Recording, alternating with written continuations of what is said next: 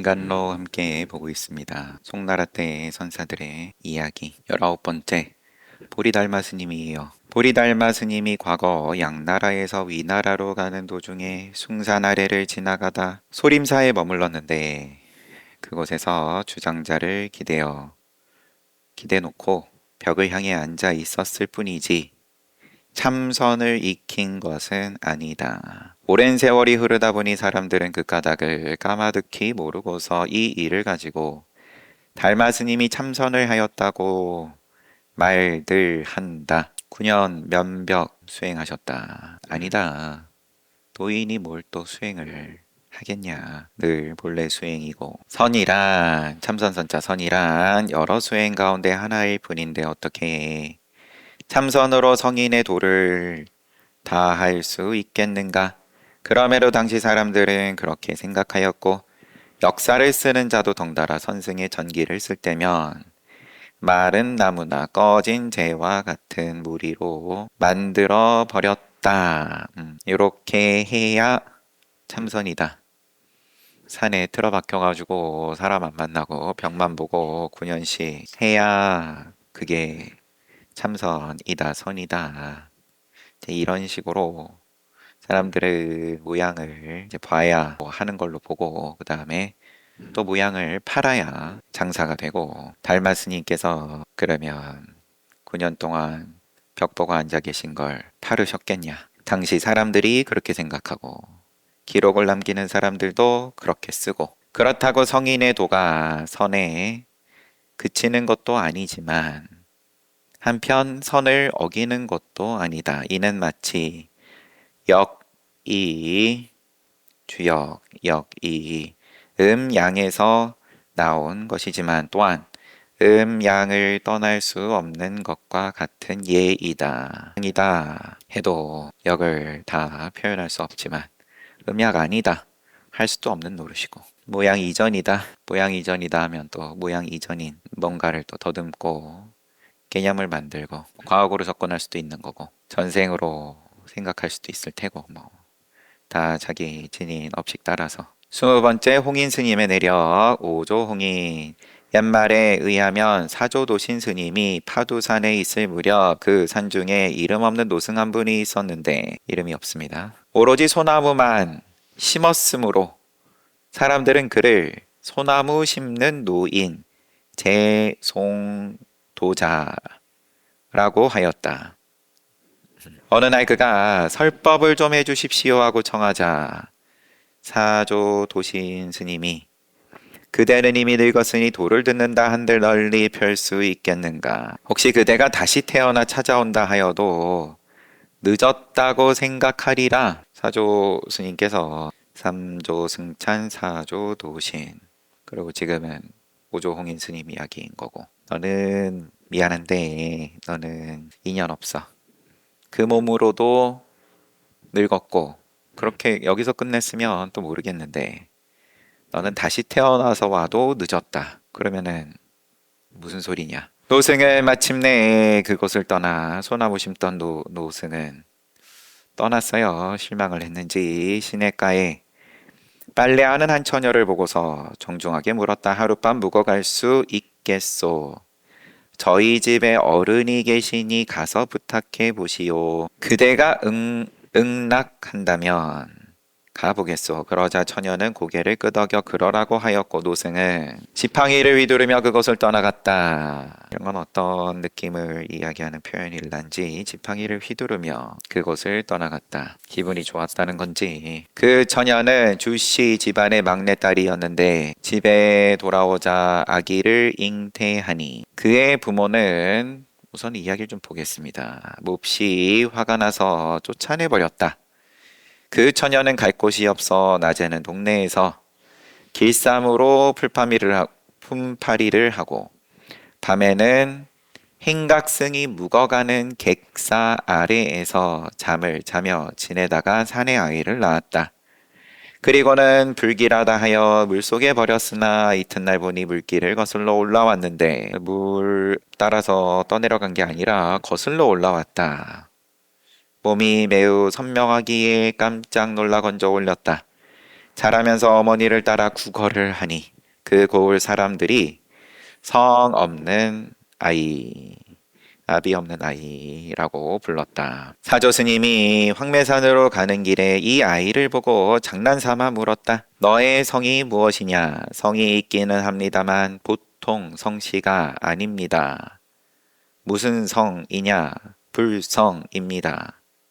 성이 없느냐? 성씨가 공인 까닭에 없습니다. 이에 사조 스님은 그를 출가시키도록 어머니를 설득하니 그때의 나이 7세였다. 당시에 객사는 오늘날 절이 되어 불모사 어미모자 불모사라 하였으며 주씨 집안은 더욱 성하게 되었고 빠두산 저 멀리 바라보이는 곳에 소나무 심는 도인의 육신이 아직도 남아 있으며 파두산 저 멀리 바라보이는 곳에 이 재송도자 육신이 아직 남아 있으며 황매산 동선사에는 불모총이 있는데 고을 사람들이 그 위에 부도를 세웠다고 한다. 전등록이나 정조도 돈이 그림 이것이 홍인 스님의 성을 주씨라고 기록한 것은 전등록에 또 그러면 선사들의 어떤 영정의 모음일란지 정조도 홍인 스님의 성을 주씨라고 기록한 것은 모친의 성을 따른 것이다. 그러나 송고승전에서는 석홍인 스님의 성은 부처님 석가족이니까 이제 석씨라고도 보통 붙이죠. 석홍인 스님의 성은 주씨이며 그의 어머니가 처음 임신하였을 때 달빛이 그가 가는 곳을 따라 뜰악과 방 안으로 비치어 밤새도록 대낮처럼 밝았으며 이상한 향기가 스며오니 온 집안이 기뻐하며 놀랐다라고 하였다. 송고승전에는 홍인 스님에 대해서 이렇게 어떤 그런 이야기, 뭔가 이제 높여주는 이야기. 그렇다면 어떻게 객사가 태어난 집인지 알 수 있으며 태어나 물속에 버려졌다고 할 수 있겠는가? 또한 그의 아버지가 몹시 사랑하여 그를 가르쳤다 라고도 했는데 이것도 송고승전이겠죠. 이러한 말들이 어디에 근거한 것인지 알 수 없다. 이 일에 대한 헛된 서술들이 대략 이런 종류이다. 개원연간에 태자문학 여구균이 탑비를 적었지만 남아있지 않다. 더욱이 회창 연간의 불법 탄압과 841년에서 846년 나라에서 열심히 스님들을 쫓아내고 탑을 훼손하고 등등 했던 불교가 탄압받았던 시기 그리고 당대 만렵의 잦은 난리로 또다시 짓밟혀 더욱 고증할 수 없게 되었다. 그 기록이 잘못된 것임은 어머니가 주씨인데도 아버지가 있다고 하는 것에서도 알 수 있다. 무위자는 송나라 때 예부 외랑을 지낸 관리 양거를 가리킨다. 스스로를 무위거사라고 했다. 스님의 제자 무위자가 스님의 영정에 찬한 것이 있다. 누구에겐들 아버지가 없으랴마는 조사에겐 오직 어머니뿐. 그 어머니는 누구신가? 주씨 집안의 막내딸. 도도히 흐르는 물이 강으로 들어갔. 문 앞은 변함없이 장안으로 가는 길. 그러면 오조홍인 스님의 출가하기 전에 인연에 대해서 조금 기록이 서로 부딪힌다. 그 가운데에서 전체적으로 봤을 때 이제 이렇게 아버지가 안 계시고 다시 한번 보면 사조 도신 스님과 산에 있을 적에 어떤 노 스님의 인연 법을 설해달라고 하니까 사조 스님은 그대는 이미 늙었으니 도를 듣는다 한 널리 펼 수 있겠는가. 널리 펴고 못 펴고 간에 사조 스님께서 괜히 법 그래도 좋은 말이라도 착하게 선업을 지으면 바람일이 쌓인다 이런 말이라도 안 해주셨겠냐마는 깨닫는 문제에 있어서는 너무 지금 욕심내지 마세요. 혹시 그대가 다시 태어나 찾아온다 해도 늦었다고 생각하리라. 여튼 간에 뭐 각자 인연이니까. 그러고는 이 노승이 그곳을 떠나서 시냇가에서 한 처녀를 보고 하룻밤 묵어가기를 묵고 그런 인연이 있게 되었고, 근데 그 처녀는 주씨 집안의 막내딸이었다. 집에 돌아오자 아기를 잉태하니 부모는 몹시 화가 나서 쫓아내버렸다. 그러면 지금 이 노승의 아이를 잉태했다는 건지 인간에 그런 게 담겨 있는지 아니면 아닌지 여하튼. 그런데 그 사내 아이가 결국은 오조홍인 스님이라는 거고, 그러면은 다시 사조 도신 스님으로부터 이제 법맥을 이은 거니까 육조 해능 스님께서도 이제 궁핍하게 사시고 아버지를 일찍 여의고 산에서 나무 해가지고 노모를 모시고 살다가 그러다가 황매산 오조 홍인 스님 찾아가게 된 거고, 금강경 구절에서 이제 크게 인연이 되어가지고. 그런데 이런 어떤 도인에 대한 묘사에서 야 태어났을 때부터 자 어떤 이적이 펼쳐지고 이제 그런 이야기를 방편으로 해서 믿음을 일으키는 것도 중요하지만 엄연히 있는 이런저런 기록으로 봤을 때 아버지로부터 성을 받아서 잊지 못한 입장이고, 그런데 너무 이렇게 대놓고 포장하는 건 그러면은 오히려 맞지 않다, 이런 말씀을 하고 싶으셨던 걸로 보입니다. 21번째 황벽 스님에 대한 잘못된 기록. 단제희운, 단제는 황제가 내려주신 시호고 황벽희운 스님. 단제희운 스님은 751년에서 850년 100년 사셨어요. 처음 낙양에서 걸식하고 돌아다닐 때 바리떼를 두드리며 연불하자 바로 들고 연불하니까 한 노파가 가시나무 살인문 사이로 나오며 해도 너무 염치가 없다라고 하였다. 뻔뻔하게 거지 취급하는 거예요. 그냥 스님이 당신은 시주는 하지도 않고 어째서 도리어 나더러 염치가 없다 하는가라고 하니까 노파는 웃으면서 살인문을 닫았다. 스님은 이상하게 생각하고 들어가 이야기를 나눈 끝에 그냥 그래도 지나가진 않고 시비를 한번 일으켰다가 근데 웃으면서 들어갔다. 따라가가지고는 이야기를 나눈 끝에 도움이 될 만한 말들을 많이 들었다. 헤어지려는 차의 그 노파는 강서 남창현의 마조도일 스님을 찾아뵙는 것이 좋을 것입니다. 라고 하였다. 마조도일 스님은 709년에서 788년. 그러나 스님이 강서지방에 이르렀을 때는 마조 스님이 이미 입적한 뒤였다. 788년에 입적하셨으니까 단제 희은 황벽 스님은 751년생이고, 그러면은 30대 후반 최소한 혹은 그 이상인 상황인 거예요. 아주 뭐 20대 내지는 뭐 30대 초반 이런 때 행각하다가 마조 스님 찾아간 건 아니었고, 대충 마흔 즈음에 그러면 도인을 찾으려고 했는데 마조 스님이 이미 입적한 뒤였다. 성문산에 그의 부도가 있다는 말을 듣고 마침내 그곳을 찾아가 절을 올렸는데 당시 마조 스님의 제자인 백장, 여기서는 대지 스님이 부도 곁에 토구를 짓고 살았다. 백장 스님 요때 만났다. 백장 스님은 720년생. 그러면 황벽 스님하고는 대충 30살 차이. 스님은 먼 곳에서 찾아온 까닭을 말하고 마조 스님 만나러 왔다. 평소 힘을 얻었던 말씀을 들려달라고 청하자. 대지 스님은 백장 스님은 할 한 번에 사흘 동안 기머거리가 되었던 일을 들려주었다. 그러자 스님은 깜짝 놀라 혀를 내둘렀다. 여기서는 이제 깜짝 놀랐다도 좀 붙어 있어요. 혀를 쑥 내밀었다. 주석엔 좀 더 상세하게 보면 마조가 법상에 앉아 있는데 백장이 들어오자 마조가 법상 모서리에 걸어놓은 불자를 들어 보였다. 먼지털이 총체. 백장이 그러면 스승이 그렇게 모양을 쓰니까 뭐 이렇다 저렇다 따로 말씀 없이 불자를 들어 보이니까 백장이 이것을 바로 씁니까?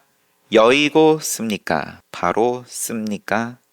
아니면은 여의고 씁니까? 뭐 또 다르게 얘기하면 뭐늘 나오는 것처럼 그거는 그러면은 불자라고 할 겁니까? 불자라고 하지 않을 겁니까? 작용은 뭐늘 하는 거니까 들어 보이고 대중들이 보고 아니면 정말로 뭐 먼지를 털든 파리를 쫓든 늘 작용인데 그러면 거기다가 불자라고 할 겁니까?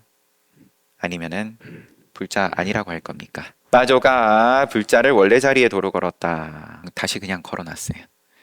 한동안 백장이 아무 말 없이 있으니 그러니까 처음에 들어 올렸을 때는 그렇게 물었는데 기세 좋게 물었는지 여하튼 다시 걸어 놓으니까 그냥 아무 말 안 하니까 마조가 그대는 장차 대중을 위해서 어떻게 법을 설하려는가? 좀 역시나 살을 붙여서 얘기하면 너는 그 정도밖에 안 돼가지고 어떻게 뒷사람에게 이익을 줄 거냐? 우리 집안은 망했네.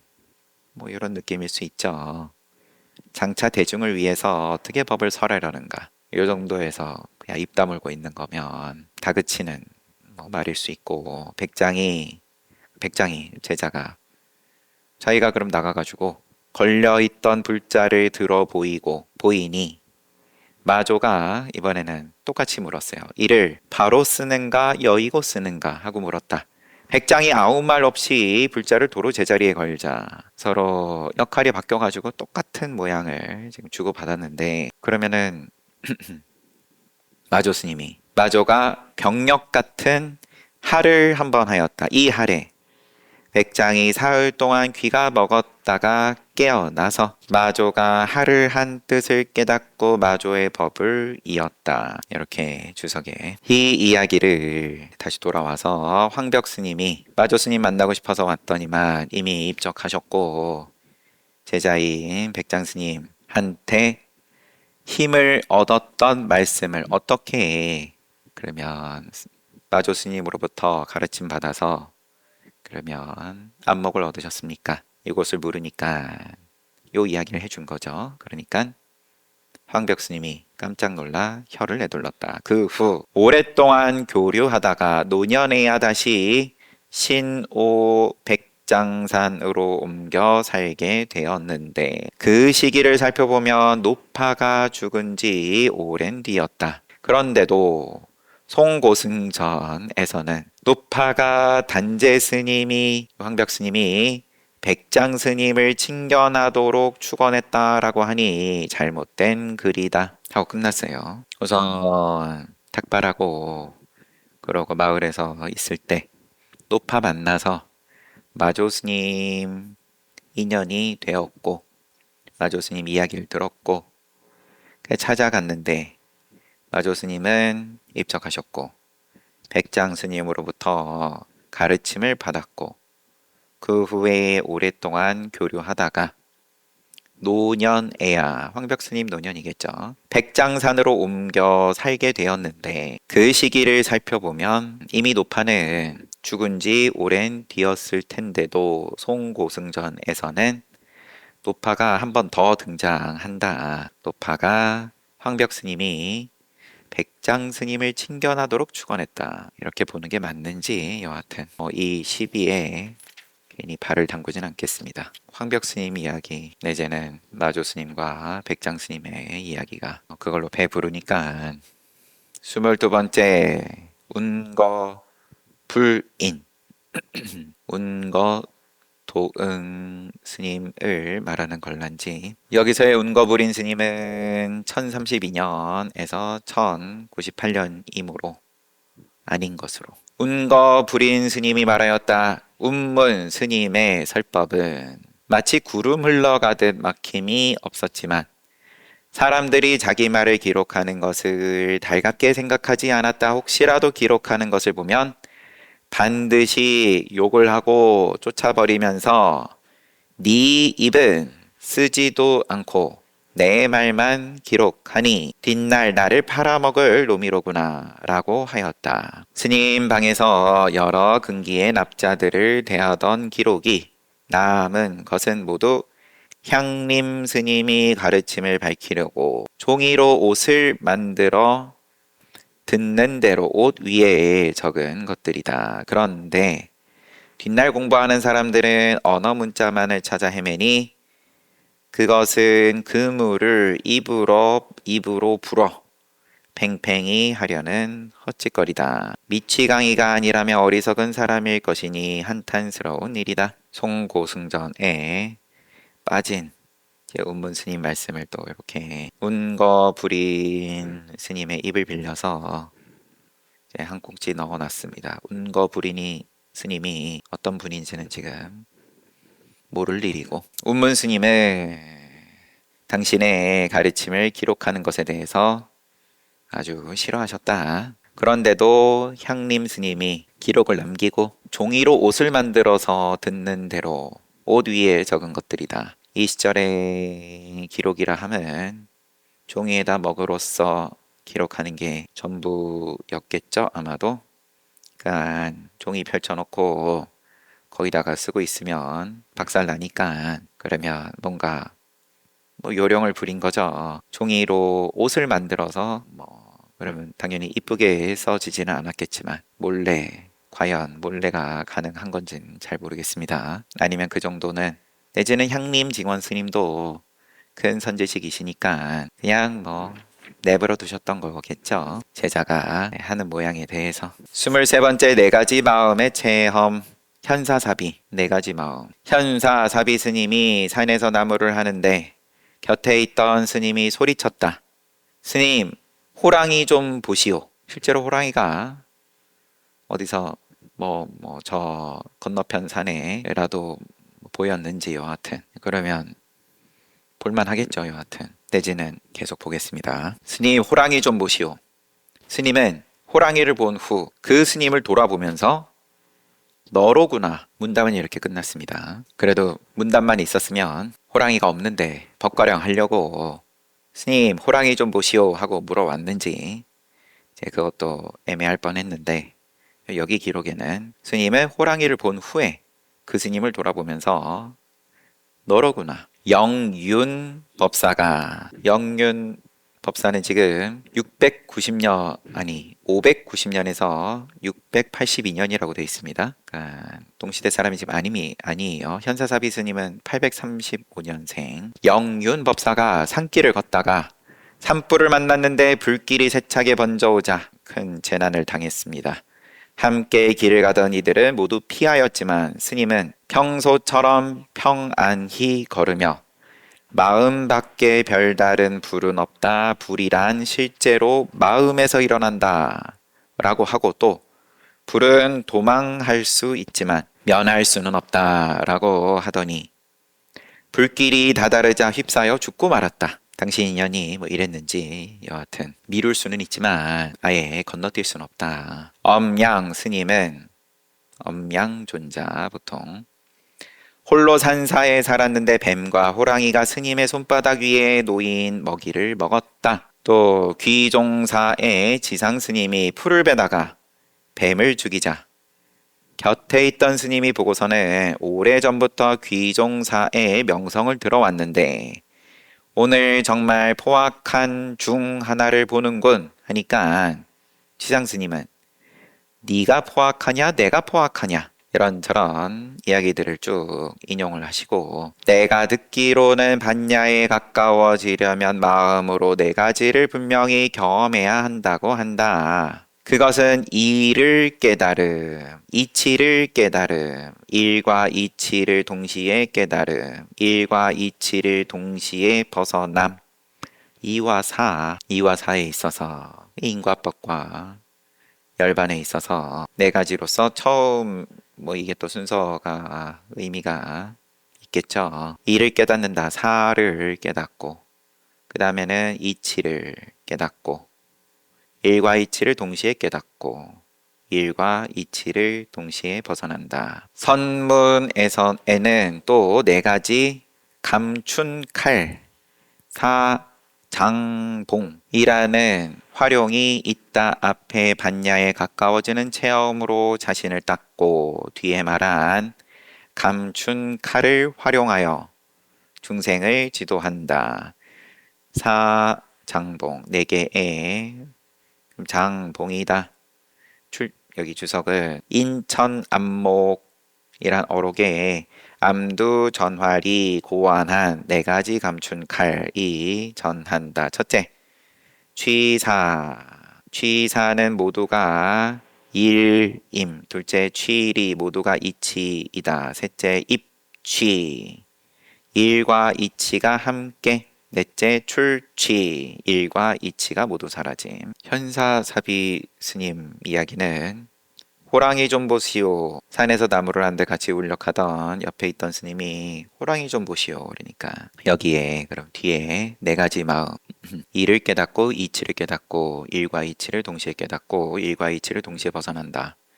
이게 요 현사사비의 일화에 내지는 문답에 다 들어있다. 이 말씀을 하려는 거겠죠.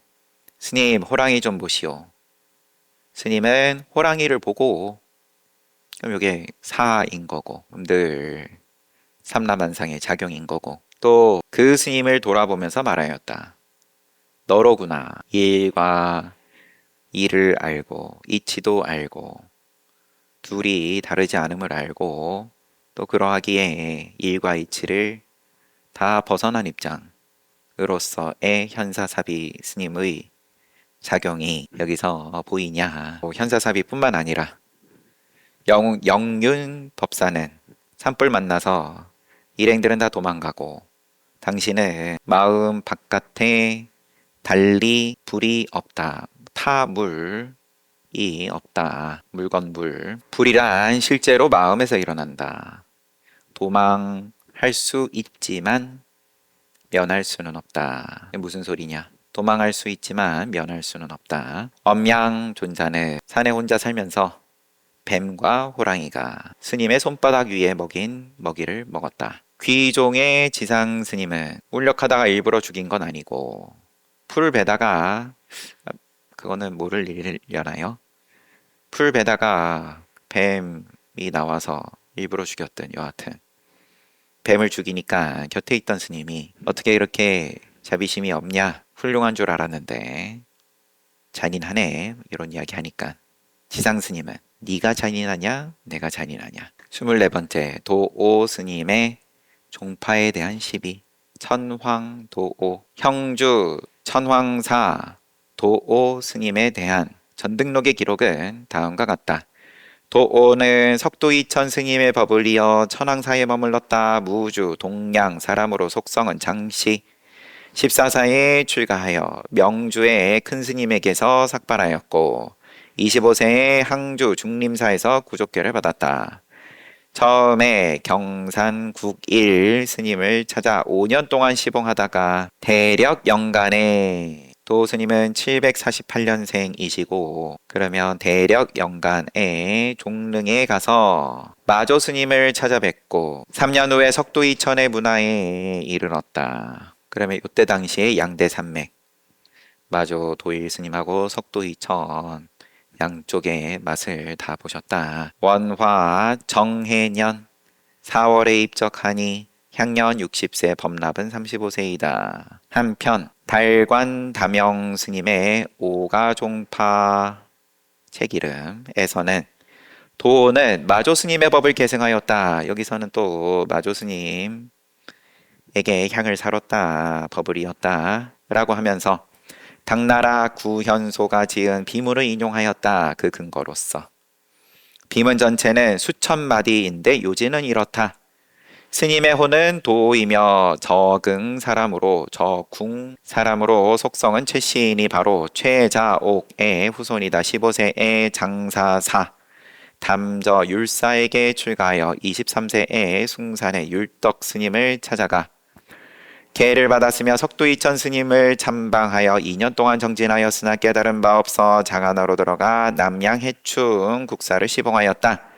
그러다가 34세의 시자 응진 스님과 함께 강남 지방으로 돌아와 마조 스님을 뵙고 한마디 말에 크게 깨치자 마조 스님은 축원하며 후일에는 예전에 살던 곳을 떠나지 말라고 하였다. 이 말씀대로 다시 저궁으로 돌아왔다가 고향으로 돌아가가지고 원화 13년 무술 4월 초에 병세가 약화되어 13일에 입적하니 향년 82세.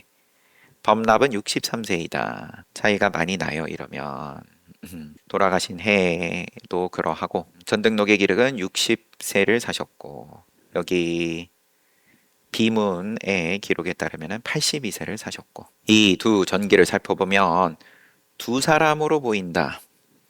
서로 다른 사람 얘기한 거 아니냐 그런 말일지. 주석은 임간록에서 이 책에서 본격적으로 도오 이인설을 주장한다. 서로 다른 사람이다. 괜히 지금 뭐 그래도 빠져보면 구현소의 비문에는 스님의 법을 이은 한 명이 숭신인데 전황도오 스님의 제자가 숭신인데 예주 용담사의 주지라고 하였다. 그런데 당나라의 저명인사 귀등이 지은 남학회양 스님의 비문 말미에 법손을 나열하는데 거기에 도라고는 이름이 있고 또 규봉 스님이 재상 배휴에게 불법의 뜻을 대답하는 편지에서 마조 스님의 전법 제자 6사람을 열거하는데 맨 처음에 강릉도오라고 하여 그 아래 경산 스님에게도 도를 얻었다라고 주석을 붙였다.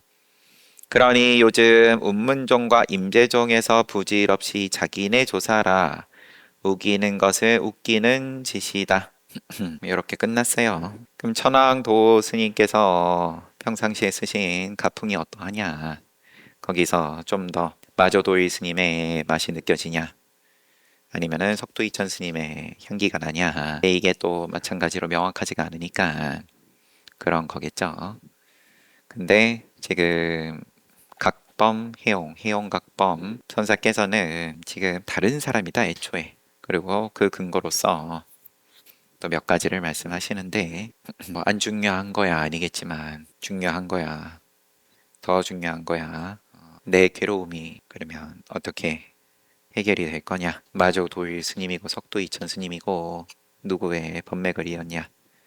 그걸 가지고 지금 운문종과 임재종이 자기네 조사다라고 임재종 스님 거슬러 올라가면 마조 도일 스님으로 가는 거고 운문종은 석도 이천 스님으로 가는 거고 잘 봤습니다. 시간은 금방 가니까 쉬었다가 정진합시다.